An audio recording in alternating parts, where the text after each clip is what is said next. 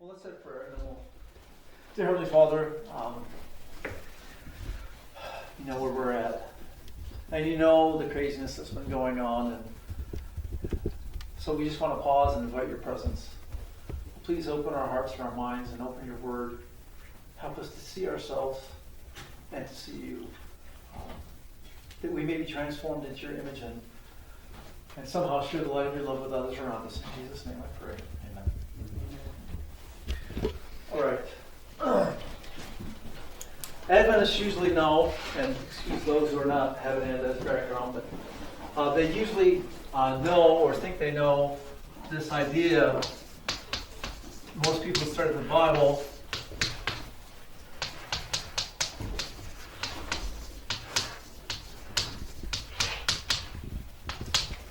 the mark of the beast. Have you ever heard of that before? Okay. Now, what happens usually is we go to Revelation and we're going to end up talking about Sunday laws and the whole 9 yards, okay? Which, by the way, then where is that? Is that past, present, or future? The Sunday law is future. It's future. Okay, so it's future, right? So we end up spending a lot of time, and you notice in our evangelism we'll send out brochures about the beast and all this, and then they'll tell everybody about how Sunday's the wrong day, and that kind of becomes the basis of what we're doing, right? And how effective has that been in terms of sharing Christ with people? It's not. Why? Well, because how many people walking down the sidewalk here, whether you go to church on Saturday or Sunday? Well, most of them aren't going to church anyway, period. Right? And the ones that go on Sunday look at you like, what are you talking about? So what we share is so out of touch with the reality that they face every day, it makes no sense. And so the problem is that we actually think this is the truth. Well, it is a truth, but it's not the truth, right? And so what I've tried to do is try to go back to share this beast principle. I call it the beast principle because this mark, we'll deal with it when we get to Genesis, but this beast principle is a principle that happened to us when we fell. And so the Bible is actually describing something, the mark of the beast that we see in Revelation and that we know is going to come in the future actually is a maturing or a manifestation of the principle that took us over when we began to fall. And throughout the Bible, it gives examples or demonstrations of the beast principle. Right? So that's kind of what I'm going to do. I'm going to kind of go through the Bible and share some stories that explain the principle. Once I explain the principle, how it works in terms of what happened to us at the fall, then if we get a chance to do it, I'll try to deal with the kingdom dynamics. I know some people don't know about the three parts of the kingdom. I don't know if it's too big of a jump to do a one, but we'll see where we go. And you can tell me if I go too far, right? I'll see the looks on your face going, this guy's crazy. All right, so the first thing, this is the stuff that we know, right? This is my God circle, right? In Him is life, in Him we live and move and have our being, right? In Him all things hold together. It's all about God, right? So if in Him is life and in Him all things hold together and in Him is good, then what happens when we do this? You die. All right. So, and by the way, God told us, and He told all the angels as well, that the day that you step outside of my principles, you will surely die. So it doesn't matter whether it's eating an apple or whatever it happens to be. If you reject the principles of God, you're rejecting God. Now you're out on your own. And since He's the source of life and now I'm on my own, what happens to me when I step outside? Well, the wages of sin is death. By the way, this is sin or death because there's no law. The law God gave to establish life, everything is based on set laws, set principles. Everything. Right? So it doesn't matter if you take physics, or if you take biology or chemistry, or if you take anatomy, it doesn't matter what you take. Everything is based on set principles, set laws. And many people go to college and spend their whole life and lots of money to get a degree in a specific area and learn about these laws. How does an airplane fly, or whatever, how does a computer work? Everything functions by set laws. So God put everything under set laws. Sin is lawlessness, the absence of law. And so if there is no law to govern reality, then what happens to matter? It falls apart. It falls apart. That we call that death, right? Corruption is the process of things falling apart. And that's what this is. This is lawlessness. Now here, the wages of sin is death.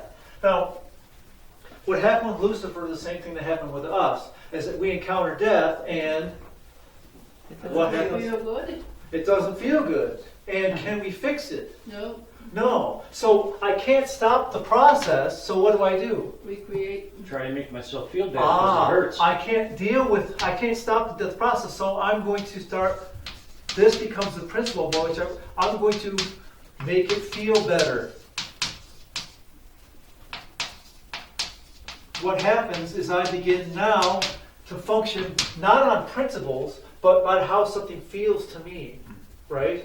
So reality now, for me, and notice I say for me because now I'm God. I stepped outside of God, right, to believe in the lie that I'm God. Now I'm God. My reality for me is based on how I feel. And it doesn't matter how many of you peons I have to bulldoze over to make myself feel better. Tough for you. Makes me feel better. Isn't that what Lucifer did? So Lucifer's out here, and he's inviting angels to say, come on out with me, and you'll know you're God too. And how did Jesus describe him in John 8? Jesus said to Lucifer that he was a liar, And a murderer. right? And a murderer. He was lying. Why is he lying? Because he says, oh, it's fine out here. He knew it wasn't.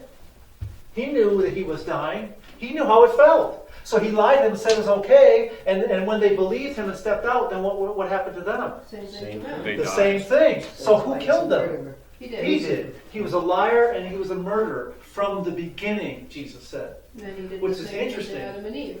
So the point here is that Lucifer doesn't care about you. He manipulates you and coerces you and plays with you to make himself feel better. And he doesn't care what it does to you.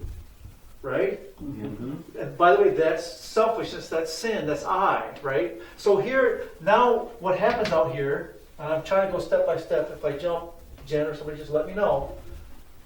So now what I start basing my perception of reality is based on this principle, right?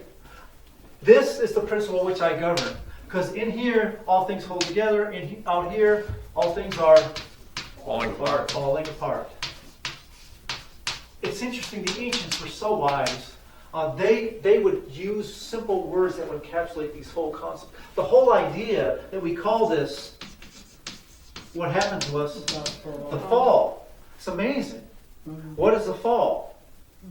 What happens when you're falling? Going down. Decompose. Self-control. You're in violation of the law of gravity, right? Right? Mm-hmm. If you have a little child and he's on the edge, and it doesn't matter if it's 100 feet, doesn't matter if he knows what he's doing, doesn't know what he's doing. If he goes over the edge, what happens to him?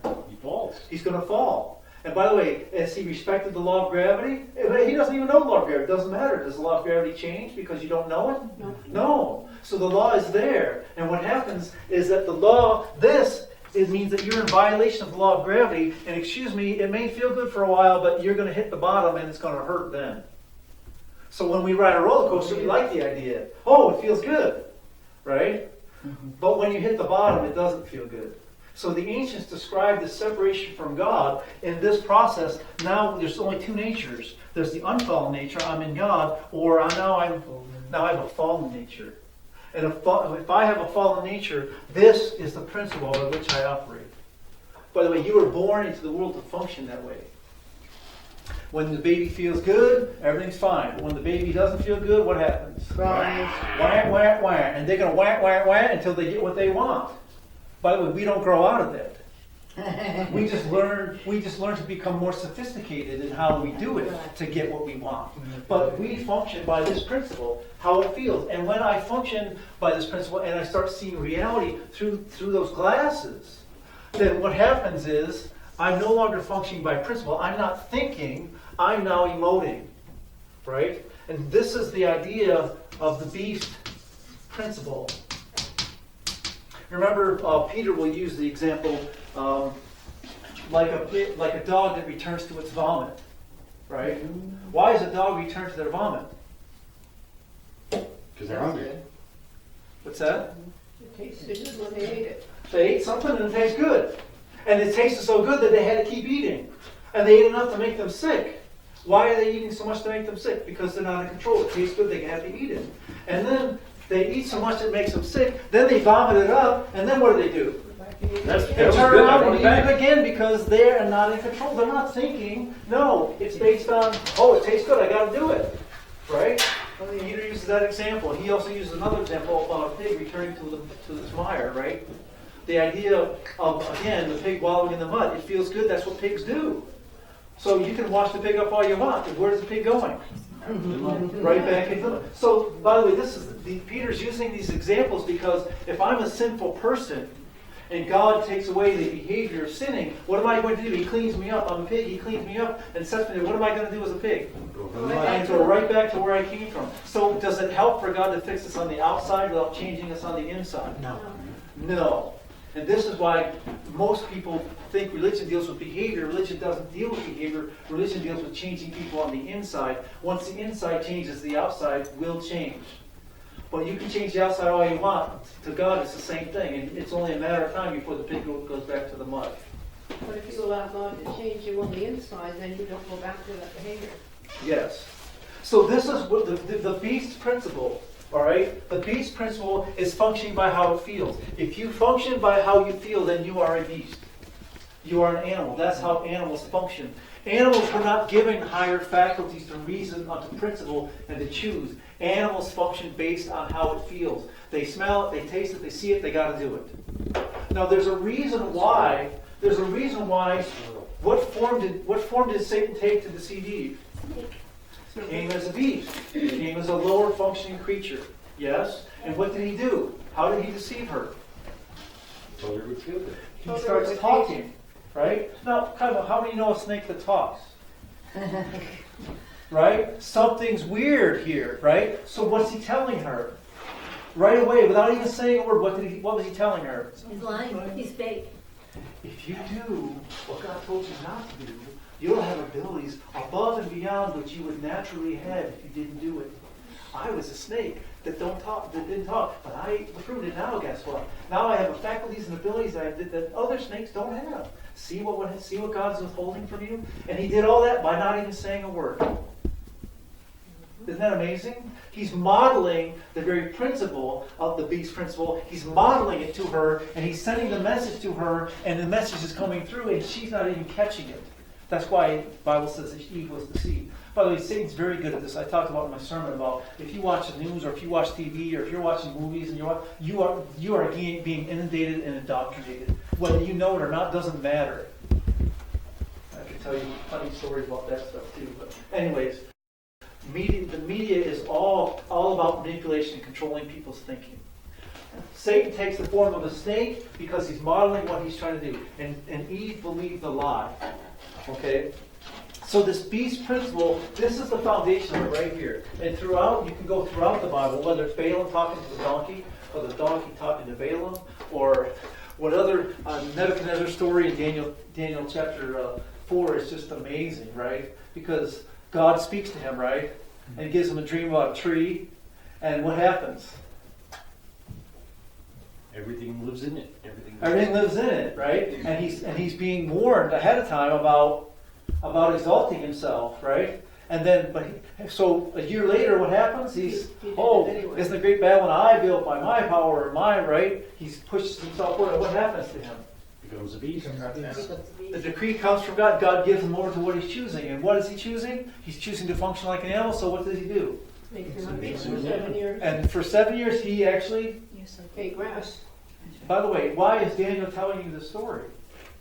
Warning to us. Because Daniel is explaining to you this principle right here. The mark of the beast is not something that's coming in the future. The mark of the beast is something that you have to deal with by the choices you make every day. If you feed the flesh, then you will be a slave to your flesh.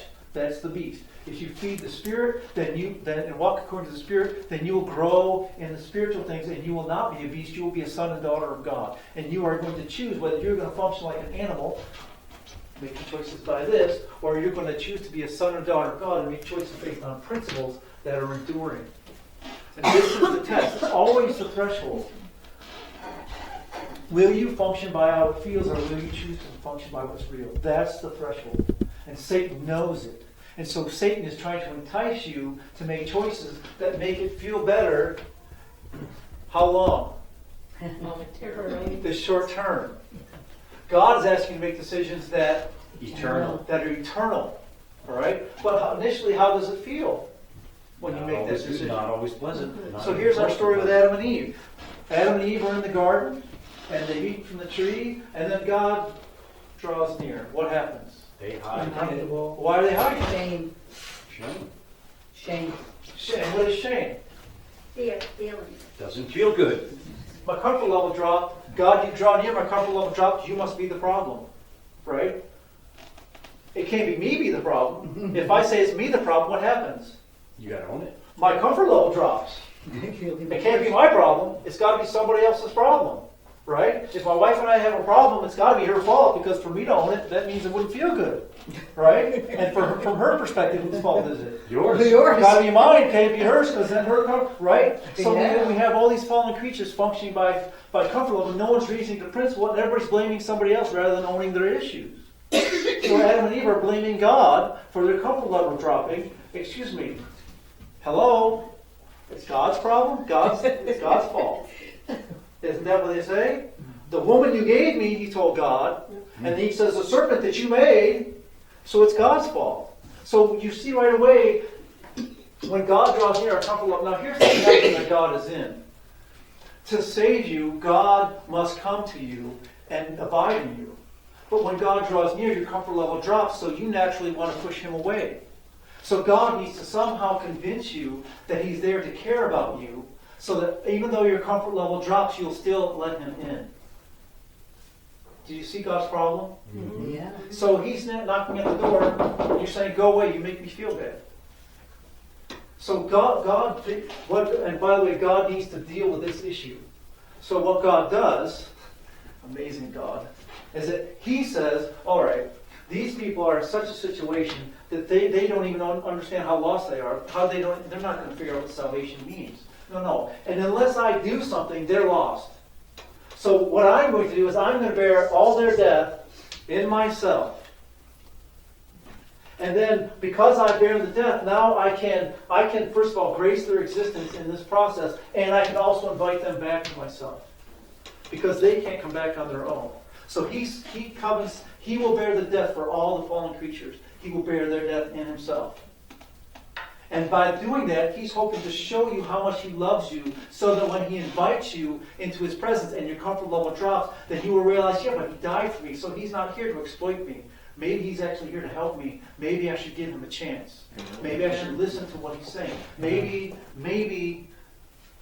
someone lied to me, and who he is not who he really is. And then once you give him a chance to let him in, you begin to realize, oh, this guy really cares. He's not there to exploit me. He's not like all the other people that have used me or wanted to use me, manipulate me, and control me. God doesn't function that way. He's so totally different than us. And then when you start falling in love with him, then you want to be more like him. And then this process of coming back from death to life actually begins to take place. Now, we don't usually think about, and this is what we do need to think about, the cost of our salvation, what Jesus actually bore in himself, to bear the death of everything that sin has ever touched. We don't realize, and we talked a little bit about it, what Jesus actually experienced on the cross. We have no idea. We'll throughout eternity, I mean, everything that sin has touched, you think about it, every leaf that falls to the ground, every dead animal that you see alongside the road, everything that sin has touched and destroyed, Jesus bore all that sin in himself, all that death. He bore. When Jesus restores, after everything's done, how much is going to be restored? All of it. Everything. How does he have the right to restore everything? Because he won that at the cross. Because he bore the death of everything.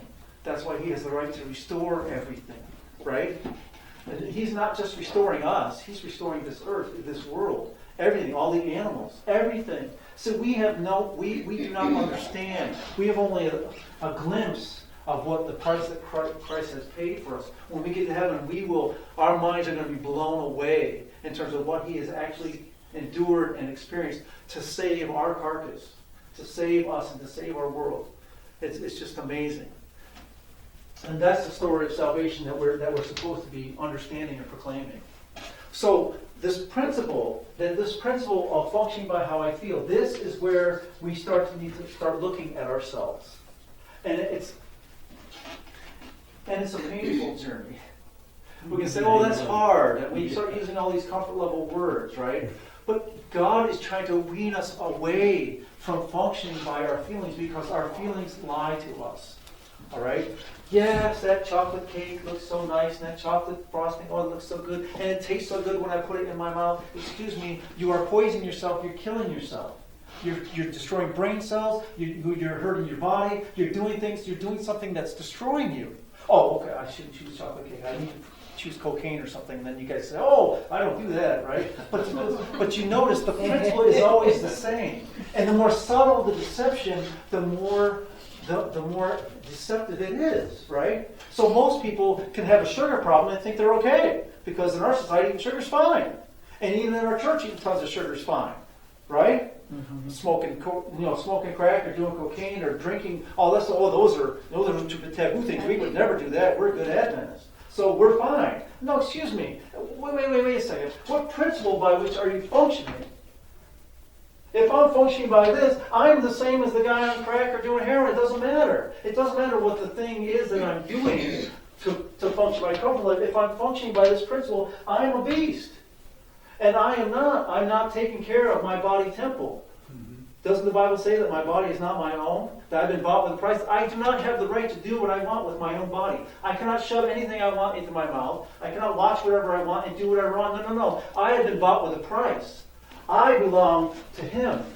And if I belong to Him, then His principles must guide what I eat, what I watch, what I say, what I do. It's the eternal gospel. It touches everything, right? So if I start playing this game this way and start denying His principles, then I have, by denying the principle, I'm denying the Prince Himself.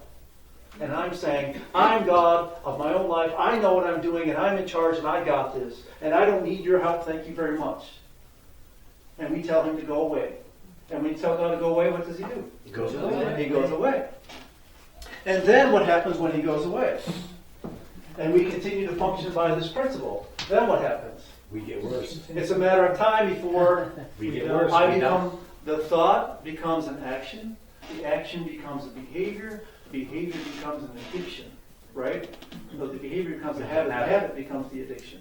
And pretty soon I am enslaved by my sin, and I can't set myself free.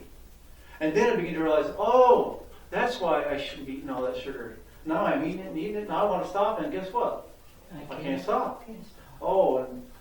My body shape is a little bit different than I thought it was going to be, and now I don't think very clearly, and I don't have any, all the consequences of the things the bad choices I make start coming in, and all of a sudden when my comfort level drops because the consequences start coming in, then all of a sudden I want it to change. God, fix me here.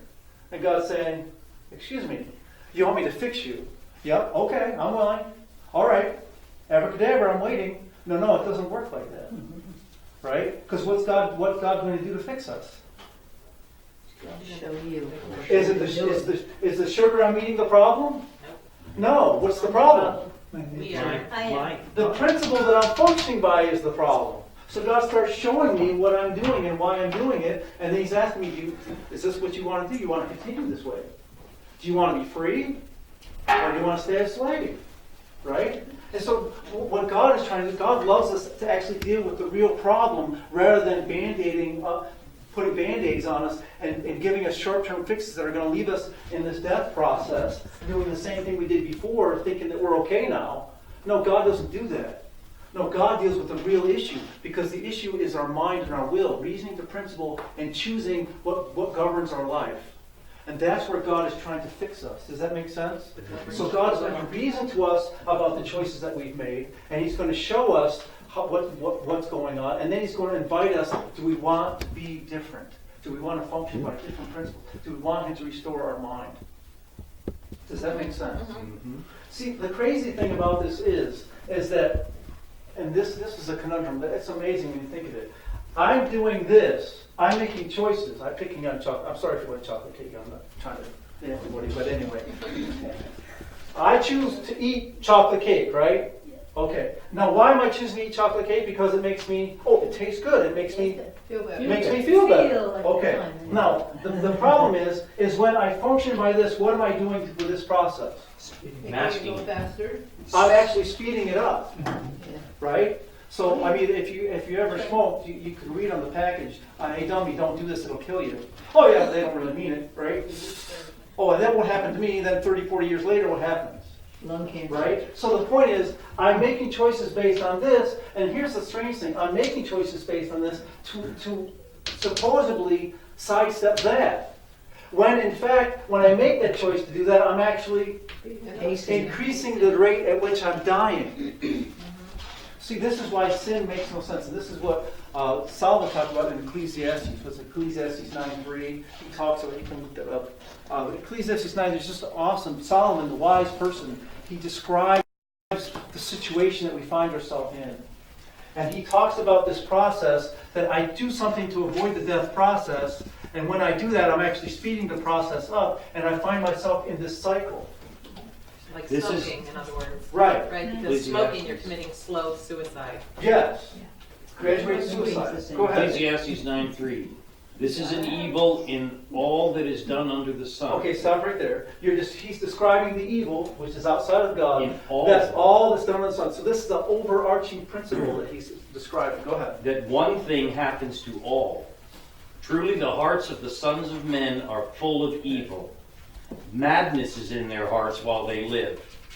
And after that they go to the dead. Okay. So the idea here is the evil principle is this. And the madness is that I do it to avoid this, but I'm actually speeding the process. And then what happens after that? I join the dead. Because I've killed them, I've destroyed myself. So what happens is that I'm addicted to graduated suicide. I'm addicted to killing myself. What? And I'm doing this why? Oh, because I want to avoid the pain of death. What? Think that through. Sin, there's no reason for sin. Sin does not make sense. Sin is actually insanity. It's truly insanity. It makes no sense. And this is the situation that we find ourselves in. And once of course, we're born in a situation, and we're struggling to figure out what's going on in this insane world that we're born into, right?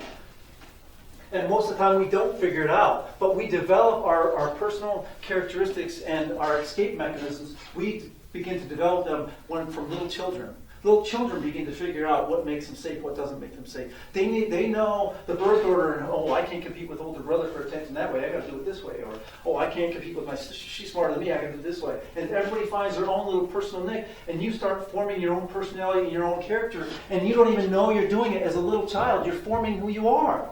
And you're beginning to form habits and tendencies that are going to follow you for years until the time when you come to the age of awakening, when you're supposed to awaken and be able to look at yourself and start deciding, do I want to be this or do I not want to be this?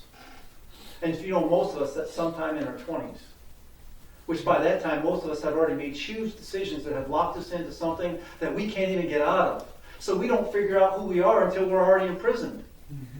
Oh, yeah. Right? And then we wonder why life is hell and nothing seems to be working. And I thought I found Prince Charming and life was going to be happy ever after. That's why I said when I sat and watched Walt Disney, that's what they told me. Excuse me, that's not how it works. And why is Walt Disney lying to you about that? Because Walt Disney's based on this principle right here. And it's purposeful to lie to little kids and tell them, oh, just live this little fantasy and you'll find Prince Charming, or you'll find the little princess and you'll meet her and life will be happy ever after. Excuse me, what reality you're dealing with? Well, they're not. Right? So Satan has a million ways to lie to us, but what he's doing is and this is the principle, he's using us to destroy ourselves. He's using us to enslave ourselves. He's using us to kill ourselves. Do you see that? Well, it doesn't have to work if we do it for him. I get a Well, question. and all he has to do is push some buttons and we perform. But in your little circle there, I mean, I call it the addiction cycle. When Paul's talking about after we sin for a while, sin dwells in us, and that's sin dwelling in us, and then we can't get ourselves out of it without Christ's help, right? That's right. And we're born into this. That's why we need to be born again. We're born into this. We don't even know what's going on. And once I figure it out, that doesn't matter. I can't fix it. Right? Isn't that what Paul says in Romans 7? Yeah, I can't fix it. I can't do it. I see what's going on. The good I want to do, I don't do. And the evil I don't want to do, I keep on doing. Right? So, what a wretched man I am. Who can deliver me from this body of death? And he talks about these principles. Well, then, of course, that's where the beauty of the gospel comes in. Or praise. But Jesus can. Thanks be to God, right? Right? So God intervened. He saw our helpless, hopeless condition, and He intervened on our behalf. But as I told you, God is going to respect our mind and our will. God will not barge in and make decisions for you. He will not. No, God reasons with you, and then He asks you, what do you want? And then you choose. And based on the choice that you make, He will stand by the choice you make. If you want to continue to destroy yourself, I don't want you to make that choice, but you know what? I respect your choice. I love you enough to give you what you're choosing. If you want to be free from it, well, He's happy to answer that one, doesn't He? Mm-hmm. Yes, He does. And He will. The truth will set us free. Yeah. So this beast principle is throughout the Scripture. By the way, this beast principle is the opposite of the eternal gospel. See, the eternal gospel is just simply clear. God is God. He's the source of all life. All creation, all creatures draw life and the source of life from the Creator. Apart from the Creator, you can have no life. Okay? So, by the way, that's the way it always was. That's the way it's always going to be. You will never be God. You will never function on your own. You will always have to be in God and God and you to function. Right? Now, God isn't dictating what you do, but if He's not abiding in you and you're not abiding in Him, you don't have life to make a choice with. Right? But so the point is, the dependence on the Creator and Him as a source of life is a fundamental principle of the eternal gospel. That's why the first angel's message says, fear God before Him, the hour of His judgment has come. Worship Him who created the heavens, the earth, the sea, and the springs of water. He created all things. He not only created them, He sustains all things. So apart from Him, there is no life. And that's all He's asking us to understand and to acknowledge. Please listen to my voice. Abide in me, and I will abide in you. And once you abide in Him in heaven, is there anything you can't do? Any choice you can't make? Is there anything you can do on this earth that you can't do in heaven? No. No. And by the way, in heaven, there's no downside to it, right? No. See. So this idea of creatures understanding that they're a creature and He's the Creator is the fundamental principle that He's trying to get us to understand. And once I begin to apply the principles, then I start seeing how what I'm doing makes no sense and how God does make sense. And as soon as I understand what He's doing, light shines, and darkness is exposed, I begin to see it, and I call on His name, that's when He draws near to save me from myself and to bring me back to Himself. And He begins to instill in my mind right principles of rightness. It's called righteousness. And I start reasoning from the situation, and I start making decisions, not based on how it feels, no, but based on what's real. And what I find is, what you end up finding is that this idea of freedom. That I'm free from this. I'm no longer a slave to the lust of my flesh, of desires of my flesh. Now I'm free to make choices based on principles that I know are right, regardless of how it feels. Now, on top of this, Satan is around, and what's he doing? Working against Pushing against it. What's that? Pushing against it. Pushing against it? Working against it. Working against it. So you're saying, I want to follow God. And so what's he going to do? Oh, yeah? You He's really? going to try to make it Uncomfortable. not feel good. And Double- why? double Because, what's that? Double Usually fudge. back to God. Because if you're functioning by feelings, then who's in control? He is. And by the way, He functions the same way. He's getting a kick out of driving you into the ground so He doesn't have to look at Himself and deal with His own issues. Right? So He's using you to make Himself feel better, even though He's killing you. He doesn't care. As long as He doesn't have to deal with Himself. Remember when Jesus would talk to the demons? Right? Anything so they don't have to look at themselves. Because simple creatures don't want to look at themselves. Their comfort level drops and they can't stand it. It's called torment. That's why, at the end, the Bible says that God is going to place Jesus and the fallen angels on this earth with no one to tempt. Everybody else will be gone for 1,000 years. Satan. Right? Satan, not Jesus. No, I'm sorry, did I say Jesus? I thought you said Jesus. No, Satan and his angels, I said. Well, you said. Yeah, Satan and his fallen angels. They're going to be on this earth, on this earth. And by the way, God's not going to cover over the devastation. It's going to be this is what Satan wanted. He wanted the chaos. He wanted destruction. God says, okay, that's what you want. I'm going to give you what you want. Here you go for 1,000 years. No one to tempt. No one to play games with. He can't do it to the other angels. They already know the game. And they're not going to be played. And all the angels are going to be trying to play each other and no one's going to play the game. It's literally going to be hell. And he has no one to play games with. And what does he have for 1,000 years to do? Think about what he has done and look at the consequences of his choices. And he can enjoy himself for that 1,000 years. Is he going to enjoy himself? No. No, it's going to be hell. Because all he has to do is to look at himself. And he doesn't want to look at himself. He Right? doesn't learn anything from it, but the minute he gets a chance to tempt people again, he comes right back. Well, see, but see, this is the point. Why is God doing this? Is God enjoying the idea of tormenting Satan? No. God, first of all, is respecting his will. He's given him, this is what he chose. God has to, because God loves him, God has to give him what he chose. Secondly, God is showing everybody else involved in the process that this is who he is, who he chooses to be. And even after the 1,000 years are ended, he's going to go back to doing the same dumb thing he did before, even though he had 1,000 years to figure out that what he did didn't work the first time. That's insanity, isn't it? Yeah. Right. So God is demonstrating to everybody that has a brain that can think and eyes to see the principles of what's going on, so that at the end of this, no one will be saying, God, this is your fault. Oh God, you were unfair. Oh God, how come this and how come that? No, no one will be saying that. Everyone will be bowing down and saying, God, you were right. Even Satan himself will bow down and say, God, you are right. Every tongue will bow, every knee will bow, every tongue will confess, right? Because God is allowing this long, painful process to be stretched out over time and space, so that every creature that has a mind to understand and a will to choose will understand. And there's other unfallen beings, by the way, that are watching this process go on too. And they're not too excited about some of us insane people coming up to their heaven and ruining the place, and doing to them what we do to each other, right? They want to make sure that we're fixed first, that we're safe, right? How would you like it if the last serial killer got out of prison and lived next door to you? How would you feel about that? Yeah. How safe would you feel with your kids in the yard? Well, that's the way the other worlds look at us, right? You're going to bring those murderers, those addicted people based on function like animals, you're going to bring them to heaven and live with us?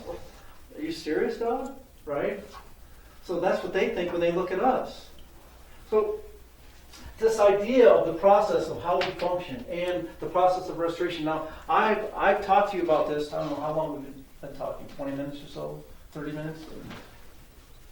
What doctrine have I taught you? What proof texting doctrine have I shared The with you? three angels message. Right? This isn't the way we normally teach, right? But see, what I'm trying to tell you is something, hopefully it's so practical. You can look over yourself and say, okay, am I going to eat carrots or am I going to eat apple crisp? Well, what's the reasoning process of that decision? Now, I could ask teenagers, going to eat ice cream or are you going to eat vegetables, and what are they going to tell me? Ice cream. Oh, sure, right? I said, why would you eat the vegetables? I think, well, you lost your mind. Obviously, right? But if they keep eating ice cream and keep eating ice cream, what happens? They become sick. They get ornery. They don't all the negative. Yeah, but it tastes good at the first, so I don't. Right? So when you get older and you get wiser, and then you ice cream or carrots, and then what do? Well, you eat Carrots and ice cream. You eat carrots. You dip the carrot in the ice cream. Usually what you do is you try to eat as many carrots as you can to be healthy, and then you try to sneak as much of the ice cream in that that's not too much, but you want to eat as much as, right? We start playing these games. One scoop of ice cream. Yeah. So I only take a little poison, and then it'll be okay. And we start rationalizing, justifying ourselves, don't we? And so this is where Satan plays with us, is that he starts getting us, I'm not picking on ice cream. I just use sugar things because it's hard to, if I was talking to the public, I could talk about something more extreme and it would resonate with them. But Satan, what he tries to get us to do is to justify or rationalize the choices that we're making, that it's okay if it's just a little bit, it doesn't matter. Right? But see, that's not how God works. That's not how God functions. It's like drinking a glass of water with just a little bit of pee in it. Right. And so when we say that, we all know we don't ever do that. Right? But see, this is what Satan does. He passes it off. This short-term fix stuff is just amazing. I call it short-term buzzes. Now, there's another thing that we can do. I've talked about things that we eat to buzz ourselves, but there's other things that we can do to distract ourselves from not seeing ourselves. One of the things that Adventists are good at is that we make ourselves really busy. I become so busy that I don't have time to sit and look at myself. I don't have time to think about how I treated John. I don't have time to think about how I treated Sue. No, I'm too busy. I'm too busy. I'm just doing things. And I can be bulldozing over people while I'm doing it, but I convince myself God must be happy with me. Look how busy I am. And if I'm busy for God, that's even the better. Right? God must be pleased with me. Look at all the things I'm doing. And God's saying, no, I'm not pleased with you. Why? Because you're not reasoning to principle and functioning based on principles of me. You're still functioning like an animal, but now you're convincing yourself because you're moral and the things that you're doing to keep yourself busy are acceptable by the standards of the church, that somehow that makes you okay. You're not okay. You're a fallen creature, and this is what he talked about to the Pharisees about. You're so busy claiming to serve God, but you're not serving God, you're serving yourself. Form of godliness. That's right. Without the power. So we have ways to play games with reality in our minds to convince ourselves that we're okay when we're not okay. And we are constantly constantly finding ways to justify or rationalize what we're doing so that we don't have to own our issues. But when you come to God, what does God do? Does God lie to you and say, oh! These are your issues. And this is amazing. You know, many people's ideas of religion is turning into this whole feeling thing, right? So I go to worship God, and oh, isn't that wonderful? And I leave, oh, I feel so good. And then what happens is, of course, the feeling goes away quickly, but next week I'm going to come back, we're going to have the same good feeling thing, right? And what has changed? Nothing. Right? So religion has become either a thing I do that I do to make myself feel better because I'm doing good works, or something I do to actually literally feel good. We have a little rock concert and jump up and down and say, oh, that's the Spirit of God, and then I walk away. Nothing has changed. But when you read the Bible and you encounter God, what happens to people that encounter God? They're changed. They see themselves for what they really are. How do they feel? What's their reaction? Oh, woe That's is very me. good. I'm undone. I'm undone. When you see someone encountering God, you see this. They literally die. They're dying. Yeah. They see themselves as they really are. Adam and Eve in the garden. God draws near. They're running away. Right? I don't care if it's Abraham. I don't care if it's Isaiah and Isaiah 6 or Daniel 10. You read the story. They encounter God. What are they? They're crying out, "Woe!" and "Oh, I'm undone. A man of unclean lips, and I live among people of unclean lips." Right? They're ashamed. They're naked. Their comfort level drops. No. Their comfort level, and this is the amazing thing. Their comfort level drops, and they think it's not reality, but actually their comfort level drops to where they're really at. God shows them where they're really at. What you're really like, that's what you're seeing. But that's not what we want to see. So God is trying to take away the lie and show us where we're really at. By the way, you can't do anything else. When you're in the presence of God, there's only truth and light. Right? God's not going to lie to you to make yourself feel better. No. God is going to show you who you are so He can make you better. Amen. Right? So, this idea of religion and encountering God, most people don't like the truth of God because it's not what their itching ears want to hear, as the Bible says. It's the truth that would set them free, but the initial discomfort is something that they don't want to deal with. They don't want to own their issues, and they don't want their comfort level to drop. The harlot in Revelation 17, we pick on her, but she says, I sit as a queen, and I will see no sorrow, and I will never mourn. What's she saying? Comfort level. I'm in charge of my own little world, and my comfort level is not to drop. And if you drop my comfort level, watch out. Right? What happened to Elijah when Jezebel's comfort level dropped? What happened to John the Baptist when Herodias' comfort level dropped? What happens when you touch mommy or Queen Mommy and her comfort level drops? Right? The old saying, if mommy ain't happy, nobody's happy. Where does that come from? Right? Where does that come from? Right? So the point here is that this is what the harlot, this is her thinking. I'm a queen, and I'm not a widow, and I will never mourn. My comfort level will never drop. That's the standard she lives by. And if you drop her comfort level, boy, there's hell to pay. But see, is it truth? Is it in truth? No. It's all about her. I'm trying to find that. I can't find it. You can't find it? Well, I probably told you Revelation 17. Maybe it's Revelation 18.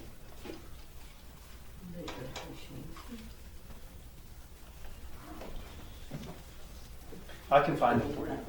It's actually a quotation from Isaiah, right? But it's in Revelation. Is it Revelation? 18:7, Revelation 18:7.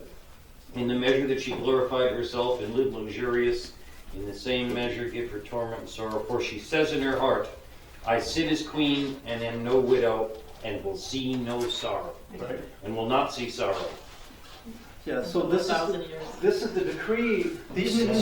Notice she's decreeing reality to make reality what she wants it to be, which means that she thinks and she's acting like she's God, right? By the way, is that going to work out for her? No, they're going to eat her flesh and burn her with fire. It'll feel good in the short term. Yeah. Well, not for anybody else, but for her. But in the end result, it'll be death. And this is what God has been trying to tell us, that my way is the only way, because I am the way and the truth and the life. There's no life, there's no truth, and there's no way beside me. Right? This is what this is the great controversy struggle. Right? So I try to do things that I think are going to make my life better, and guess what? Doesn't work. And it's never going to work. Right? And we think other people got... You ever think about the people... We usually think of people with lots of money and lots of opportunities that they haven't made. Well, how come these people in Hollywood that have billions of dollars, all this notoriety, how come they're killing themselves? How come Robin Williams killed himself? How come Michael Jackson's killing himself? They got millions of dollars, they get everything this world has to offer, and guess what? It's not enough. The feel better fix doesn't work for very long. It doesn't work. They're not happy. The world cannot give you happiness. Happiness can only come from God. And so if you had everything this world had to offer, no matter what you think it is, you would not be happy. That's the craziness of sin. Now, this beast principle that we're talking about, that I'm talking about, is throughout the Bible. It's throughout the Bible. It's only in Revelation, in the book of Revelation, where it comes to become a principle of maturity that's going to describe all of Satan's kingdom. Right? Does that make sense? So, see, this is the way I teach. I teach Revelation. Revelation is based on the eternal gospel. It's not something that's just going to come. It's something that has happened, and has happened many times, and it is happening, and guess what? It's going to happen again. Because the eternal gospel doesn't change. Therefore, the decisions that I make to avoid the eternal gospel are set, and they're not going to change. The way I make myself feel better may change, but the principle by which I'm functioning does not change. Does that make sense? Mm-hmm. So therefore, once I understand myself, I have just figured out 7 billion other people on the planet. There is no mystery. Right? And once I understand how people work, or I should say don't work, once I begin to understand them, then I should be able, as God reaches out to me, I should be able to reach out to others and help them in the process of understanding who they are in the situation that they're in. And then they can make an intelligent decision. Do I want to stay that way, or do I want to be restored? And this is what God is doing. And this is what God has called us as a church to be doing. To grow myself and then invite others to be called out of that mess, out of the darkness into His light. Be transformed. Right? Now, is that clear? That's kind of as big a synopsis I can do of the beast principle from a biblical perspective. It's interesting. Ecclesiastes is very interesting. God works with people so that He can show them that they're a beast. Ecclesiastes was that. I think that's Ecclesiastes 7. There's many of these texts in the Bible that are very interesting. Proverbs is also very interesting about dealing with some of these principles. That these people, the ancients, saw it. That it wasn't just something that was going to happen in the end. It was something that they dealt with continuously. Yeah. Right? Okay. Now, let me try to deal with... Well, I'll deal with personal dynamics first before I try to get into the kingdom dynamics in case I'm confusing some of you. Okay, so we were created in the image of God. All right?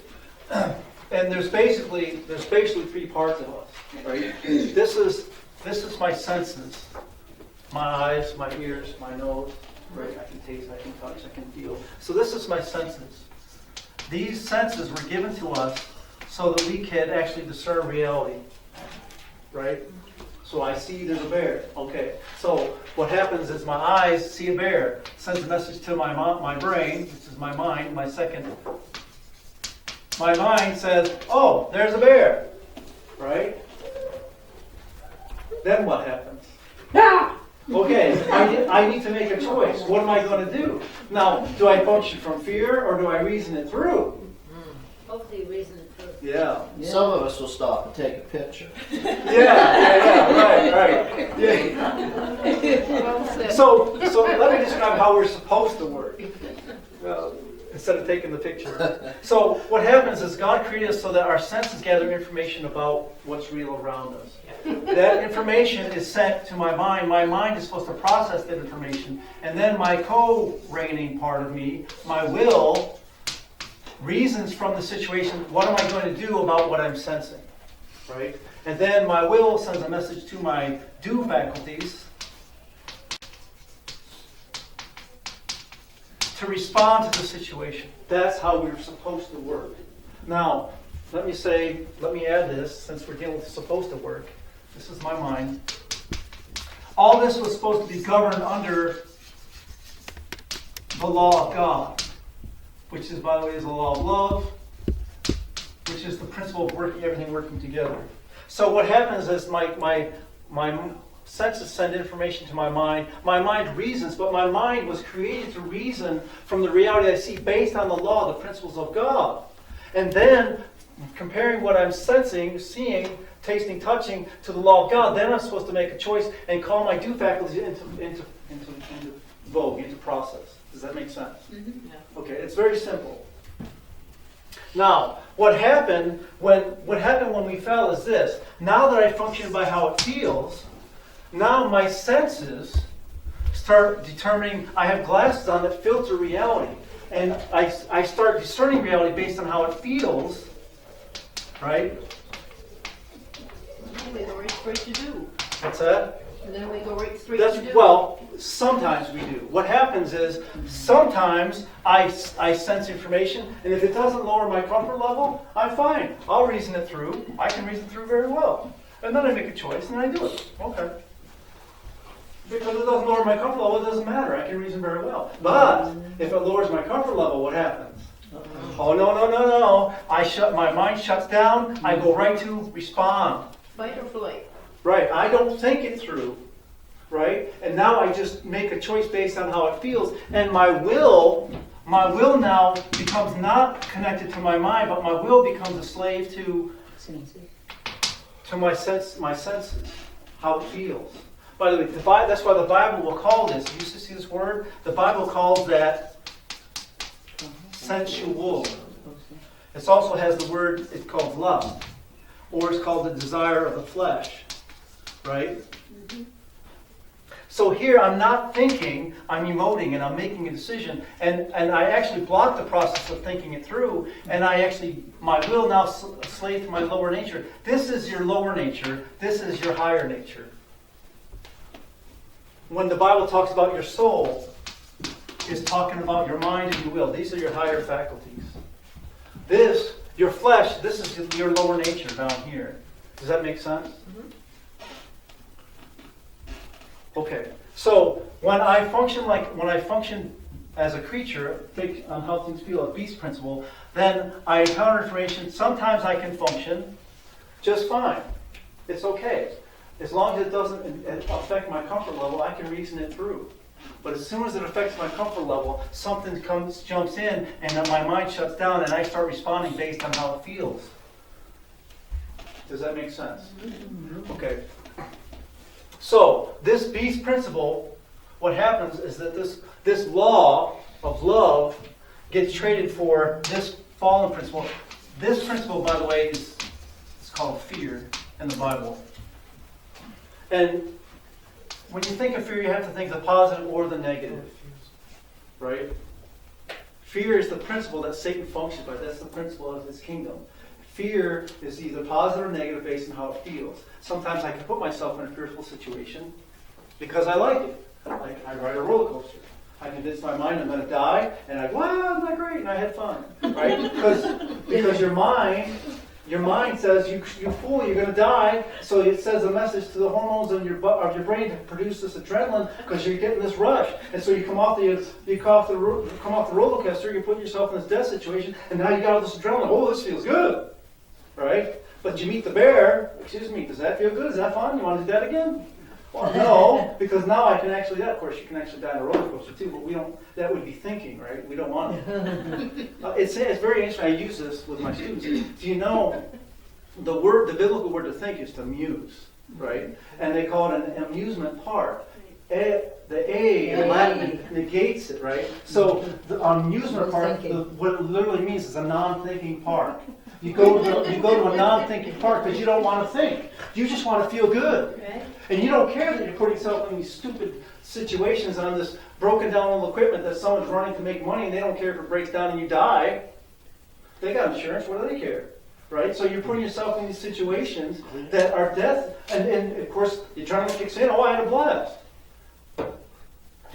We amuse ourselves. That's what amusement is, not thinking. It's things we do to not think. Right? But see, you weren't created not to not think. You were created to think. You were always supposed to think. You're always supposed to be in charge of your equipment, never given over to how it feels. You don't just shut your brain down and that's the stupidest thing in the world. Right? That's not how you're not created. You were created in God's image. So this idea of function by our lower nature, now what's very interesting. I'd like to talk about Jesus, so we'll talk about Jesus for a minute. Okay. Jesus is like us. He has a higher and lower nature. But Jesus is not like us in one specific aspect. Now, how is he not like us? He never lets go of his higher nature. His mind and his will were never fallen. Never. That you talk about the Christmas story, this babe and no crying he makes, type of thing. Where does that idea come from? Well, because he wasn't this selfish little wah thing. No. He didn't have his mind and his will were not fallen. Now, his mind is going to develop over time. But see, what happens, what he does have that's similar to us is our lower nature. He can physically die. He feels pain. He knows what it's like to be a dependent creature. But his mind and his will are not fallen. So he has this dualistic nature. By the way, what happens to us? What happens to us when we accept salvation and God transforms us? What does he restore? Our mind, our higher faculties, our mind and our will. And when he restores us, we become like Christ. We have a mind and will that's subject to God's law and subject to the principles, but our lower nature, our flesh, keeps screaming for whatever feels good. By the way, your flesh is never going to stop screaming for what feels good. Right? In the Garden of Eden, by the way, you were created this was created to be a blessing. You know the word Eden means pleasure, right? So the Garden of Eden was the garden of pleasure. God created your body to enjoy the process of feeling good. It was supposed to help you enjoy reality much better than just sitting down and thinking about it, right? Mm-hmm. Right? So the idea is that everything was created for you to feel good. Like sex was given to Adam and Eve to procreate, but it was supposed to feel good. It was supposed to enhance the intimacy of their relationship. Right? All the things we talk about, eating and all these different things, our body craves feeling good. That in itself is not evil. But so what God did is he put a restriction in the Garden of Eden saying, your mind and will, you can enjoy the garden of pleasure all you want and it'll feel good, that's fine. But there's a restriction here. Your mind and will must maintain control over your lower nature. This tree you cannot eat from. And it was very tempting. It looked beautiful and all these other things to attract our lower nature. But our higher faculties are supposed to be in charge. And if we maintain the higher faculties in charge of our lower nature, we would be maintaining the principles of God's law. We would always be in harmony with God. And whatever you did in heaven, it's going to feel good. It'll be fine. And it's okay to feel good in heaven. Why? Because your higher faculties are restored, and your lower nature is under the dominion of your higher faculties. And you will, when you're in heaven, there are things that you will not choose to do. Why? Because they're evil? No, because I'm going to make sure my lower nature is under control of my higher faculties. The governing power of the will. That's right. So we become, Jesus came to be like us, and he did by sharing our lower nature, but he was not, his mind and his will were not fallen. Not even by a thought could he sin. And he never chose to make himself, to feel better over principle. Never, not once. By the way, that's why we don't even understand. The Bible says he's a man of sorrows and acquainted with grief. We have no idea what it was like to walk. Can you imagine walking through? He could not experience or be in the presence of sin without feeling pain. Where in the world did he go to get away from the pain of sin? To the mountain. Nowhere. He'd walk out in the woods and he'd see a dead tree. What did he see? What did he experience? Yeah. Pain. He's encountering death. He couldn't see a leaf fall or an animal die without experiencing pain. He couldn't see someone doing something mean to somebody else without experiencing the pain that comes along with sin. Can you imagine what it would be like to be To live in Nazareth. a sinless being in a world full of messed up people, and the pain that he experienced every day, and never once, not even by a thought, would he cave in to how it felt. He always functioned by principle based on what was real. He surrendered his will to his Father, and he would not change his course. It didn't matter how it felt. He counted it all joy. That's right.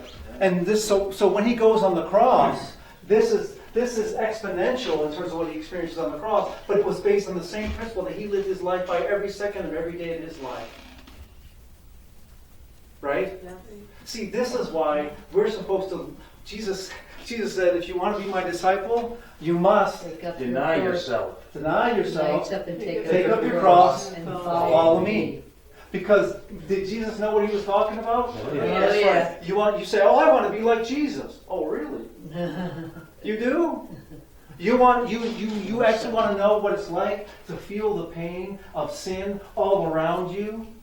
You actually know, you want to know what it's like to sweat blood in the Garden of Gethsemane? You want to know that? Yes. Yes, I do. I want self to die so Christ will live in me. I want to know that those are the people that are going to be his disciples. And those people that just want to feel good, they'll say, oh yeah, I want to be a disciple. And as soon as a couple of them drops, guess what? Oh, I'm checking out. I'm done with this. This disciple thing, this is for the birds. Yeah, that journey's not for me. No, I don't want that. It doesn't feel good. That's why the Bible talks about many are called, but few are chosen. Right? Jesus talked about this narrow path that leads to life, and few find it. And he talks about this broad path that leads to destruction, and how many people walk that path? The majority walk that path. Why do you think that when he builds an ark to save the world, there's only A remnant. eight people in it? Yeah. It goes to Sodom to save a city, and they just have to drag 3 people out. And one turns to salt because she doesn't want to leave. What's going to happen in the end of the world? If people are functioning by their comfort level, this beast principle, how many of them are going to be willing to face the sorrow and the pain of seeing themselves as they are so they can be set free? And how many people are going to cave in and say, no, I'd rather die than do that? See, this is where the rubber meets the road. Is that we need to start examining ourselves. We start forming the restoration of our mind and will. By the way, this is where our character is formed. And God is trying to get us to start forming our character, meaning functioning by principle, not by how it feels. This process we're supposed to be initiating every day. Because character isn't formed in a moment. Any of you that have formed a habit and then formed an addiction, you know that it takes time to unravel what you have built. And usually you can form a habit quicker than you can unform it. It takes about 3 to 6 months to make it net in breaking a habit. An addiction like Yeah, and how long does it take to form one? 30 days. About 1 day. Well, actually, I think it's about 18 days. If they say if you do a similar thing for about 18 days, you can form a habit. I've done things before and had it be so addictive that one day I was like... Oh yeah, there's some things in our world now. Again and again and again. There's some things in our world now. There's some drugs that kids can take. They do it. They'll either die or they're immediately addicted. It's a one-time thing. As soon as they give into the weakness and do it, they're done. Some of the most addictive things that we deal with are the things that we think are not detrimental. Sugar is one of the greatest addictions that Satan has, and it's one of the most costliest and deadliest. Caffeine is another one. Sugar, alcohol. I mean, you can just name the addictions, but a lot of the ones that we think are not addictions are addictions. Comfort. I know they are. In the 21st century America, comfort is an Yeah, addiction. and it's immediate gratification. Yeah. That our children, our grandchildren, they're learning, push the button, I get what I want. and it's immediate. And if I don't get what I want, something's wrong, there's hell to pay. I deserve it, it's mine, I have a right to get it, I push the button, I want it now. So we're actually, Satan is trying to develop a whole generation of beasts who function by their comfort level, immediate gratification. As soon as they don't get it, they're ready to kill somebody else. They're ready to kill somebody. Because, darn it, they're supposed to have it, it's theirs. That's where our world is going. And in the midst of that, God is going to have a people that don't function by comfort level, that are patient and kind. And it doesn't matter how it feels, they're going to make choices based on what's real. They're going to choose the right path. And they're going to lead many others to rightness. That's That's why the he beast has principle. us in a school, in a training ground now, and puts us in situations that are uncomfortable. It makes us choose the right thing. Little by little, day by day, we're starting to form the right character. That's right. By practice, because if we're faithful in the little day by day things, That's then right. we'll be able to stand the bigger test. That's right. Now, Practice is allowing him to do it. that's right. Surrendering to him. Right. That's the Yeah, hardest thing for us to do. it's nothing on our own. Yeah, right. Now, what I do here when I show the kingdom dynamic thing is that what happens is that the mind and the will actually merge to be what's sitting on the throne, we know. And so what happens is you see this triangle thing going on. And we know our lower faculties function by comfort level. And I'm using our beast principle here. Now, the number 6 is used as the principle of the beast because if you go back to creation, on the 6th day, what happens at creation? Man was created. Man was created. And the 7th is God's number, it's the Sabbath. So when you deal with the idea of a creature in rebellion with its creator, when the creature is exalting himself, then this idea of the 6 is exalted over the idea of the 7th. Right?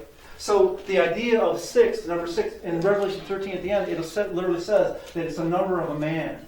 Or some versions say it's a man's number. Well, the idea is that man is created on the 6th day. Okay? So what happens is this. Now there's different parts of the kingdom, and I don't know how much some of you know about kingdom dynamics or not. But the idea here is that 666 actually deals with when all the parts of the kingdom are given over to the principle, then this kingdom is now part of the kingdom of the beast. Oh, yeah. Right? So when your higher nature, higher faculties are controlled by your lower nature based on how you feel, then now you are functioning like a beast. Right? Now you can see that in our society. In the Bible they would call it demon possession. But you can see that in our society everywhere. You have people, like these people walking in somewhere with a machine gun and shooting people. Okay, what is that? Functioning like a beast. That's functioning like a beast. That's insanity. Yeah. If you were in the Bible times, they would call it demon possession. Somebody is literally out of their mind. They're not in control of their own faculties. Somebody outside themselves is controlling their faculties. By the way, when you function by how it feels, you are controlled by external forces. You are no longer in control of yourself. And someone wants to manipulate you and control you, all they need to do is manipulate your comfort level, and they can get you to do whatever they want you to do. You are not created that way. You were created to control yourself. Do you think there's going to be a real physical mark of the beast? Like it says in Revelation, do you think there actually is going to be visible physical mark? Well, it's visible, but it's not a physical mark. What it is that you're watching the way they reason. Yeah. That's why the mark is on the hand, the forehead and the hand. It's the way they think and what they're doing.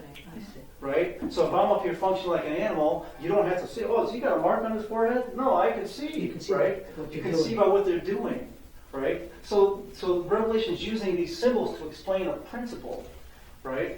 Just like the seal of God is not a physical mark. Right? The seal of God is the character of Christ in his people. And the law is written in their heart and mind. So they have a mark on their forehead and their hand too. But it's not a physical mark. It's the way they think and the choices that they make in terms of how they behave. Right? So this idea of the kingdom. Now, if you go, this idea of 3 parts of the kingdom, it's actually very profound. Because every kingdom has 3 parts. And I don't know, some of this might be new to some of you, so I'm not sure. But if you know anything, how many of you are familiar with Revelation 13? Jen, did you remember? No? Revelation 12 talks about the red bread. Right? Let me share. what happens is this. This is the personal dynamic. Now, we're dealing with the eternal gospel, so the personal dynamic begins to be explained. It deals with different levels and different layers, okay? So it's kind of like an onion. That's why it's called the eternal gospel. So what I've been talking to you about is the personal dynamic, the personal level. By the way, that's the most important one. That's where you need to wrestle with yourself. But when you start talking with kingdom dynamics, you can talk with different stages. The gospel goes to every nation, tribe, language, and people, right? It talks about different levels and different size groups of people because the principle applies to every size. So the idea of a kingdom, there's always three parts, and then there's the fourth part of the kingdom. So what happens is the deity is up here. And I say deity, we're talking about this God principle, right? And then, just like over here, you have the due faculties. Well, this is the kingly. The kingly function is the one who executes the principles. And the king is a reflection, by the way, of the deity. These two are connected, and we'll see the connection here. And then the other part of the kingdom is the priestly part. These are priests. They can also be prophets. You can have a prophet over here as well, too.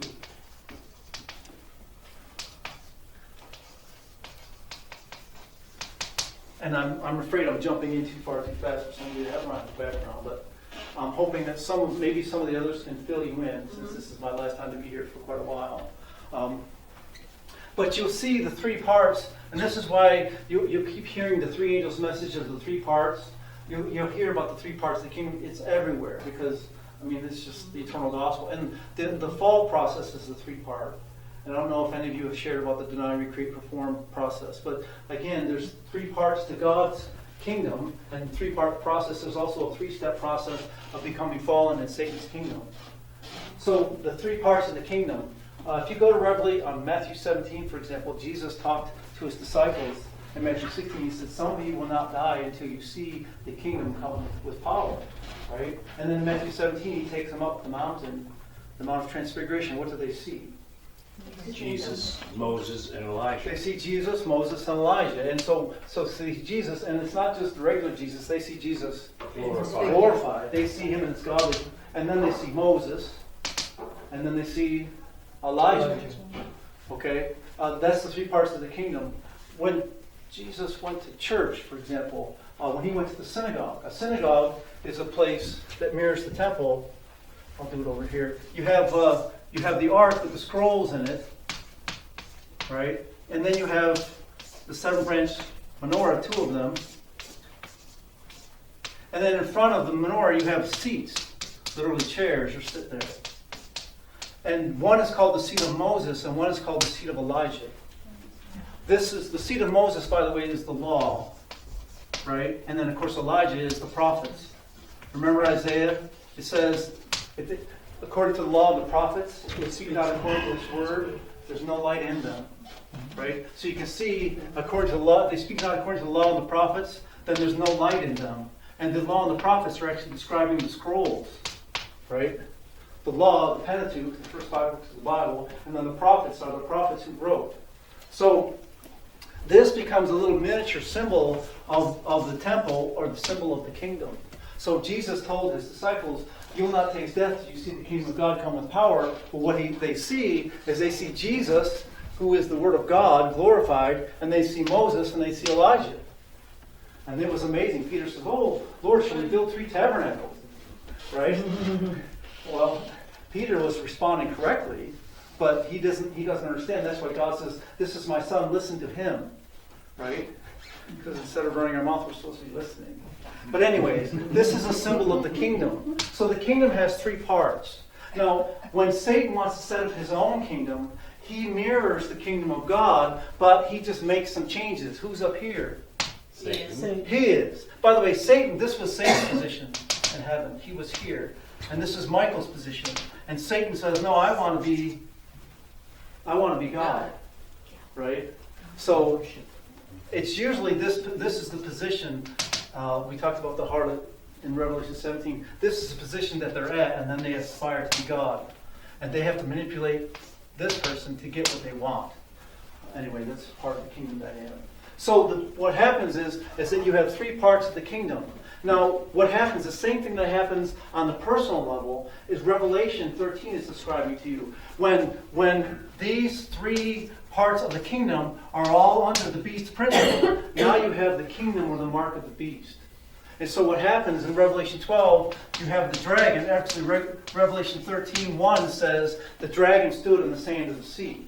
He's standing. This is a position of authority. He's the deity, right?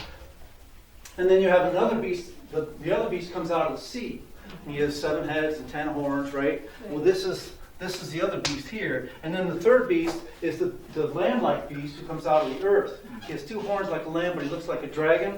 That's your third beast. And when those 3 beasts are functioning and their authority goes forth, that's the mark. That's what we call the mark of the beast. That's when Satan is going to use the kings of the earth to push an agenda, a religious agenda, upon the masses of people. And they have no choice. Well, they do have a choice. They can die. Right? Because all who will not worship the beast and his image will be killed. Right? So he always uses this fear factor to control the masses. Right?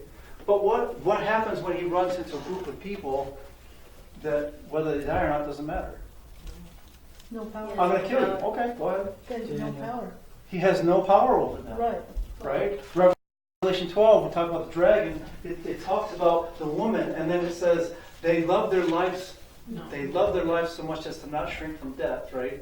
In other words, Satan had no control over them because they didn't function by this feel-good principle. Therefore, he loses control. They did not love their lives so much as to shrink from death. So when that happens, Satan can't control them. He said, do that or I'll kill you. Go ahead, kill me. Right? Isn't that what Shadrach, Meshach, and Abednego said to King Nebuchadnezzar? Yeah. Well, you bow down, right, and throw me in the fire. Well, I'm sorry to tell you, buddy, but my God is able to deliver me. But even if he doesn't, I want you to know, I'm not going to bow down. I don't care. Throw me in the fire. My God is able to deal with it. And if not, that's fine. He'll deal with it later. Right? Mm-hmm. And you can't kill me as many times as God can resurrect me. So who's going to win? Right? My God is God. And I'm not worried about what you're going to do to me. Yeah. And so when that happens, Satan loses self-control. By the way, that's when he freaks out. That's when he goes nuts. That's when he actually tries to destroy as many people as fast as he can because he gets afraid. Because he knows he's going to be exposed. And once his weakness is exposed and others see it, then he's going to lose support. Lose lots of support. So this whole idea of the mark of the beast that we talk about in the Bible is actually the maturing of Satan's kingdom, working all the parts of his kingdom together to push his decree on the people. And it's always threatened with a death decree, because in the kingdom of Satan, death and hell are his two witnesses over here. It's death and hell, and this is the kingdom that he functions by. Actually, he's controlled by. He himself is a slave to the very things that he says he serves. Does that make sense? Yeah. So God is telling us ahead of time that how these things are going to work and how these things are. And the book of Revelation actually describes the process of God shining light so that people can be free, and the consequences of those people that reject light and what happens to them. And how Satan tries to establish his kingdom, and how God is establishing his kingdom in us. Because this is the negative process. There's a restoration process that works the same way. Does that make sense? Yeah, that's what he wants So to the do. mark of the beast is not just something that's coming in the future that connected to Sunday laws. No, that is going to be a revelation of it. But the mark of the beast is a principle that either governs you or doesn't govern you every day of your life. Yeah. That's what If you have taken seriously the challenge to examine yourself and not function by how you feel, you will find yourself every minute of every day going, what? I can't believe What? Right? And then you go, oh, what? How in the world? And the Holy Spirit's going, I told you. You asked me to show you. What's he going to do? Show you. He shows you. that. Yeah, right? And what's the end result of that? Freedom. Joy and freedom. That's right. Because then you go, you know what? What am I going to do? You know what I love to do? I love to do this. I love to spend time in His Word. I love to share His Word. I love to do the things that will build others up as well as be a blessing to myself.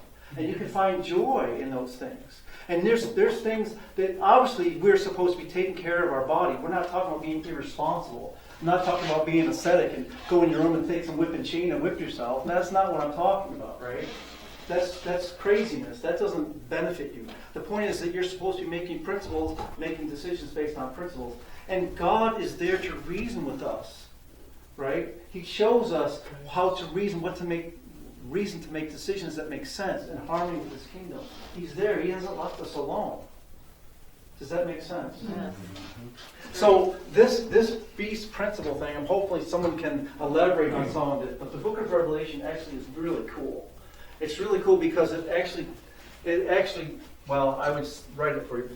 There's actually, the sevens in Revelation, there's 7 levels, but actually there's 49 levels. If you know. Remember, 7 sevens? yes, there's 7 sevens. And then there's 7 sevens of sevens. And yes. Because you're dealing with the eternal gospel, right? And so it doesn't matter. You can take the book of Revelation and compare it to what happens in Genesis in the garden. The whole book of Revelation unfolds right there in the Garden of Eden.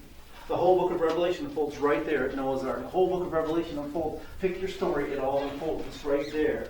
But all of it is part of the bigger picture. And what Revelation does is takes parts from all these stories and pulls them together to paint a montage, a picture that actually describes all reality from all time and all reality that's going to be in all time until the end comes and Christ comes and establishes His kingdom. And that's cool. Amen. God is cool. And God does nothing. He says He does nothing without first revealing Himself to His servants, the prophets. So God will do nothing without letting those people that want to know, they will know before it happens. And many people spend a lot of time on TV to watch the news and all that. You know what? You can read this book, and you're more insightful with the news of what's going on in your world than the people watching the news. Because most of what you're getting in the news is garbage. It's filtered stuff that they're telling you to manipulate your mind. But when you read the Bible, I know what's going on. I don't need to know. I don't need to see the news. I know. Right? Yeah, because you know the plan. I mean, do you need to watch the news to know that our world is becoming more and more like Sodom and Gomorrah? Yeah. How much that much do you need to watch to realize, yeah, the world is like Sodom and Gomorrah? Yeah. And if I'm watching it for entertainment, then I'm part of the problem, right? So God's people, I love Daniel. Daniel's amazing. Daniel 12. He says, at the end of Daniel 12, he says that the righteous will shine like the stars for brightness. And then he says, and they will lead many to righteousness. The wicked will not understand, but the wise will understand. Shine like the stars in brightness and lead many to righteousness. That's what I want. Amen. I want to know God. I want to shine like a star in the darkness, and I want to lead others to righteousness. He tells us to ask for wisdom. That's right. That's the whole deal. Yeah. Yep. So this mark of the beast principle, to me, it just goes hand in hand with the eternal gospel. If you reject the eternal gospel, you are functioning like an animal. There's no other choice. Does that make sense? Mm-hmm. So there is the eternal gospel, and then there's whatever Satan wants to peddle. There's only 2 options. So you have one choice with 2 options. And by the way, Satan tries to make the world confusing as if there's all these options and all these gray areas. The closer and closer we get to the end, what's going to happen? The gray areas are going to disappear, and there's not all these options. There's only going to be Black and white. 2 options and 1 choice. Because Revelation 13 tells me that when He sets up His kingdom, all the world will wander after the beast, and that those who receive the mark, no man can buy or sell unless they receive the mark, and He's going to have a death decree to those who do not worship. In Revelation 14, there's the Lamb on Mount Zion, and the 3 angels' messages go forth. And something about the 3rd angel's message says, if you do not worship those who worship the beast in His image, what will happen to them? They will die. So what happens is you have 2 groups of people. You have 2 kingdoms. If I don't do what this one wants, I'll die. If I don't do what he wants, then I die. What's the difference?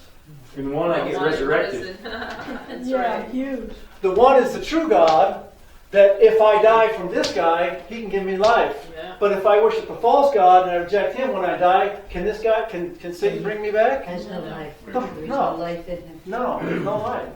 And not only is it just the idea of dying, is it saving my carcass was the issue, because it's not. But the point is, what about the process of my life and how I'm affecting other people around me? If I follow Satan, then what's my life like? And what's the effect of my life on other people? But if I follow God, then what's the result of my life? And what's the effect of other people around me? Right? Love for God, zeal for His glory, and love for lost people. Those are the principles that God will instill in us if we surrender to Him. That's functioning like sons and daughters of God. That's what I tried to talk about this morning at church. Yeah. And if I'm not functioning like that, then I'm an animal. And I'm just in survival mode. And I'm going to run over other people and manipulate other people and do whatever I want to make myself feel better, and nothing's going to stop me. And I can't even stop myself. And by the way, when you swim with the sharks, you are subject to the sharks. So when you play Satan, when you play the game by Satan's principles, then you are subject to him. And by the way, he's a bigger, badder predator than you ever thought of being. And you think you can do this and make it work, and he's laughing.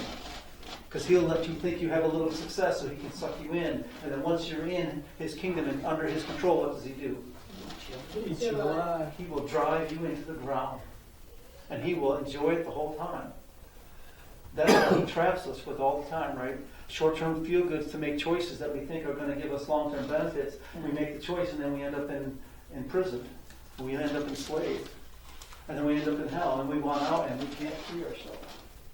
So Satan is a liar. He's a liar and he's a murderer. From the beginning. There's only one. There's only one way. There's only one truth. There's only one life. There's only one who loves you enough to die for you and then offer his death in your behalf so you can have life. Why would you not choose that? Right? Mm-hmm. So I'm sorry I went fast and furious. That's okay. I tried to tie some things together for you. Those of you that have the kingdom dynamic background, you can share more about the three parts of the kingdom. We were doing that on Thursday nights, right? Thursday night, yes. That's Yeah, so we started doing it, and I've shared with Raymond. So you can ask people down there; they can help fill out these pictures of the three parts of the kingdom. By the way, there's not a book in Daniel or chapter in Daniel or Revelation you can't see this. There's not a story in the Bible you can't see it very clearly. I was talking about Elijah and Randolph here, right? And Elijah complains that there's three things that people are doing. That they've broken the everlasting covenant, that they've destroyed God's altars, and that they're killing his prophets. He describes three things that the people are doing to reject God, right? And then, of course, the three angels' messages are there. He's proclaiming the eternal gospel. So the 3 and 7 thing will start kicking up all over the place. You'll start seeing it all over. And by the way, the insight that it will give you into the Word of God and the stories of God will just amaze you. It will just amaze you. We're waiting for the sevens.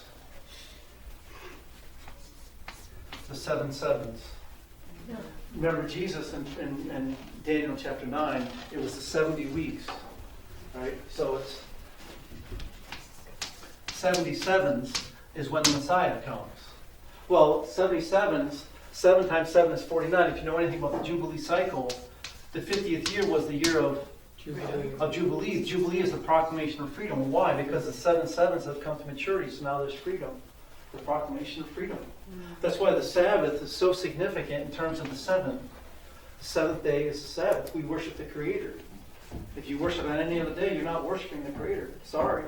You're not God. You don't decide what day is the day. He's God. He decided. And he decided already. Same thing he decided about the tree of knowledge of good and evil. This is the tree you don't eat from. Adam and Eve couldn't walk around the garden and choose, well, I'll choose this tree. No, it doesn't work that way. You're not God. That's the whole issue. Mm-hmm. We are not God. Right. He's God. That's the issue. And no one's going to heaven thinking they're God and they're in charge. No, there's only one God. And there's only one person in charge. By the way, he's this benevolent, loving, caring person who gave his life to save you. He's worthy for you to bow down and worship and surrender your life to. Amen. He will not exploit you or use you or misuse you. He will not. He's proved that, right? So this whole thing of sevens throughout the scriptures is just amazing. And Revelation is just full of it. Just full of it. And so the 7 sevens. The sevens is the completion of all things. And that's what we're waiting for. Yes. It's So, coming. the numbering is just neat stuff. It's just, those of you who've seen it, you know what I'm talking about. Those who haven't seen it yet, it's just, God is really cool. And he is not, there's no avenue that he is not using to reach us. And that's neat. The love that would not let us go. He's finding every way possible to reach out to us, to make it make sense in our mind. That's the kind of God I want to serve. It's amazing. So I hadn't thought about that in terms of the three. I like the way you put that together because I never did that. You know, just Which one? that triangle. Well, just the With the sixes? yeah, the Yeah. original circle. You know, with the mind and the will, but they work together as one. So that three-part thing still works there. Yeah. Well, yeah, and this is Romans 7, as I've talked to you some about, right? Romans 7 talks about the law of marriage, right? But really, Paul is talking about us. And the will in Romans 7 is the wife, right? And so the wife is married to the husband. Well, when the wife is initially married to the husband, and initially she's a slave to the lower nature, the lower man, right? And so she's going to bear children in harmony with the nature of her husband, which is the lower nature, the fallen part of him, right? But when he dies to the lower nature, then the wife is now free to marry another man. And now she has the freedom to now marry a different man, which is the higher faculty, is the principles of God. And if she marries the higher faculty, then she will bear children in harmony with the husband that she is married to. Does that make sense? Yeah, the children of the fruit. The children are the result of the coming together of the two. And so Paul uses the law of marriage to explain what happens. The law was given to guard us. It was to be a privilege. But once we violated the law, now we're under the law of sin and death, and all we can produce is sin and death. And that's what she's talking about. The first man, the will, is now slave to the lower nature, to the law of sin and death. And now my will is a slave to my lower nature, law of sin and death. All I can do is bear fruit that results in death. My children will be in harmony with my nature. But when the husband dies, which is very interesting, because in ours, how does the husband die? How does the old man die? Huh? We have to choose. So she chooses for the old man to The die. old self dies. So she has to choose for the old man to die, and when she chooses for the old man to die, she's actually then choosing to be married to another man. And she's free to marry another man. And by the way, is she going to choose wiser the second time? I Yeah. hope so. Didn't learn anything for the first time? Then you're going to make the same mistake. But now she chooses, in Romans 7, she chooses a new man, and that new man is the second Adam, is Christ. And now that the will is married to Christ, now she's free to bear children that will give glory to God, not in harmony with her lower nature. Right? And produce So the this fruit is what- produce the fruit of the Spirit. Right. This is the parable that Paul is using in Romans 7, that most people just never see it, they don't get it. No, I never did. So if you study Romans 7 and look at it, you'll see what Paul is doing. It's very clear. But that's a chapter we've never got to here. There's lots of things I would like to share. Well, you could come back. Yeah. We're booking him, John. Look at him. End of February, end of March, he's getting back to me for a 3-day. Okay. So I'm sorry for those of you, Jen, knows if I went too fast. I'm sorry. I'm trying not to share too much too fast, but I end up. Actually, you were doing pretty good staying within the speed limits tonight. No way. Yeah, but you've been listening to me long enough, so now it's. So we can catch up. It's filmed, you can Some put it on people slow-mo. are new and haven't heard me before, and they think, "Oh, this guy must be nuts. Where's he getting all Yeah, this for us, stuff some from?" of it's already known, so you're right, you're absolutely Yeah. right. So anything that's new, we can hang Yeah. on to it. Well, the neat thing is, and this is what I'll share with the end of it. When you read the Bible, you start reading the Bible, just look for these catchwords, these feel-good terms. You know, I talk about the lust of the flesh, or the lust of the eyes, or sensuality, or desire. No matter where you read these stories, and you'll see these people function by comfort level, and the crazy decisions that they make based on their comfort level, it always ends them in a mess. And God's always there going, can't you see what you're doing, right? And throughout the New Testament, specifically, if you listen to Peter, or Paul, or James, or John, I mean, they just nail this stuff. Or, I mean, there's not a chapter you can get away from where they're not challenging you about, right? Through the words. Oh man, it's just everywhere. Once you start seeing it, and you go, oh wow, this is the eternal gospel. There's not a story, there's not a page, there's not a book that this isn't explaining. You know, I was looking to the short book of Jude. It's like Jude nails it so much. I mean, it's like And then you're right, we only wrote one chapter. It's like, well, yeah, but he says That's all he volumes. needed, that's all he needed to say what he had to say. He said volumes in that chapter. Volumes. He talked about the mark. He talked about the mark of Cain. He talked about functioning by comfort level. He talks about functioning by principle. He describes deny, creating, and performing. He talks about what faith is. The whole gamut is laid down. He talks about what happens to society when it functions by comfort level, how it falls apart. He talks about the sin of Sodom. And he nails it in one chapter. What's it, 29 verses or whatever it is? And it's like amazing. You know, once you get it, once you get it, it's just amazing and amazingly clear as how it is. It's just, God is really neat. Amen. So once God has a group of people, a very small group of people that get it, it's not going to take long for this message to go around the world. It's not. No. We're not talking years and years and years in the future. That's not what's happening. The end is upon us. And Satan's trying to keep us in the dark and ignorant of these things as long as possible because he knows it takes time to form character. And if he can keep us stalled long enough, he figures our character won't be formed, we won't be ready to go home, we'll be part of his kingdom, and we won't have the strength to fight it. Yeah, I keep running into people that think they have a longer time to play in their sin and their mud puddles, and time's running out really fast. Well, And throughout the New Testament, you hear the writers talking about the immediacy, the urgency. You hear Paul talk about it, and Peter talk about it, and people say, oh, they lived thousands of years ago and Jesus hasn't come. Yeah, excuse me, but all those people they spoke to are dead. yeah. They're dead a long time ago. Right? They were writing with urgency. They only had a short period of time to make their choices for their eternal destiny. And by the way, all of us only have a short period of time left to make choices for our eternal destiny. You don't have 1,000 years. Sorry. Yeah, we don't even have 100. We don't even have In our tomorrow. lifetime. Yeah, Exactly. we may not even have tomorrow. Yeah. Three score and 10, the Bible says, right? So if you go to your tonight and you get killed, your choice is made. So Satan is trying to lull us into sleep. Oh, you got time. We're always no big deal. Oh, don't get your underwear in a bunch about that. That's not a big deal. He's always trying to convince us to rationalize and justify things that it's okay to keep doing what we're doing. And God is saying, I stand at the door and knock. If anyone hears my voice, I want to give you a new mind, a new heart.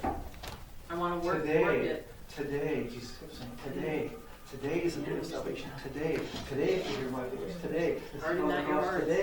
Today. Everything's today. I know, you keep pointing that out, and I think I've missed it a lot. That it's immediate. that That's it's- the now, yeah. now, Oh, yeah, you catch that when Yeah. it's now. Now is the time. Now. Right? Mm-hmm. You have this time and this space. Whoops, it's gone. That minute's gone. Next one. And by the way, once it's gone, you cannot bring it back. Right? So you have today. You don't choose today, then you think, oh, I have tomorrow. Well, you know what? Most people that die in their sleep don't plan on dying in their sleep. You fool, don't you know that tonight your very life will be required So of you? why is God telling us these things? Because he's trying to get us to reason things through and make choices. Now, this is not based on fear. This is just reality. Yeah. Right? No, he's not willing that any be lost, but it's up to us because the Holy Spirit keeps coming in with this sense of urgency. But if we refuse to listen, what can he do? What's even more is that you and I are supposed to be the sources of light to shine light to the rest of the world who don't know. How many Buddhists understand this? How many Hindus understand this? How many people in the New Age understand what's going on in the world around them? For that matter, how many people that call themselves Christians understand? Right. You keep going down the list. And so the idea is that God wants to have a people that actually love like he loves, and they love lost people the same way he loves lost people. And they're willing to lay down their life for others to be saved the same way he laid down his life so that we could be saved. Right? And if I'm not willing to lay down my life so that others can be saved, then I don't have the love of Christ in me. I don't know what I'm calling it, but it's not God. Right? So we have not only the responsibility to make choices for ourselves, but God has given us a privilege of great light. That privilege comes with a responsibility. Yeah. And we are supposed to be growing in that light and then inviting others too as well. To whom much is given, Much is required. And this is why we love the neat information, we love the light, but God warns us. Right? It's not just not fun and games. There's responsibility that comes with it. And we can sense that. I mean, most of us are parents. We have children. You sense responsibility. The choices that I may think flippantly. And then when I have children, all of a sudden I realize, oh, I want to watch that. Well, why? Because the kids will. Well, I mean, it was all right for you to watch it when you didn't have kids, but now you have kids. It's not good for them to watch it. Excuse me, is something wrong with you? If it wasn't good for them, then it's not good for you either, right? So children are supposed to help wake us up to the reality of the choices that we're making. Oh, I thought this was okay, but do you want that to happen to your daughter or to your son? Oh no. Well then, excuse me. Then why is it okay for you? Right? And God starts reasoning with us, and we start realizing quickly we don't make a lot of sense, right? But God loves us anyway, and He's willing to save us. Okay. Well, let's have prayer, and then. Dear Heavenly Father, thank you for your love. Forgive us, Lord, for functioning like animals and not thinking things through. But you knew where we were at when you reached out to die for us. And you already forgave us because we don't know what we're doing. Thank you for your patience. Thank you for your love and your kindness. Thank you for sending your Holy Spirit to woo our hearts and to open our minds, to show us the truth of ourselves, as uncomfortable as it is. Father, give us the wisdom and the strength to face our fears, to not live by how things feel, to make choices based on principles that you have clearly established in your word, that we can find and taste the truth of freedom, that we can know the truth will set us free, and then we can love those around us, invite them to that freedom, and be sharing with others. Yes. Father, just glorify your name in us, that you may glorify your name through us.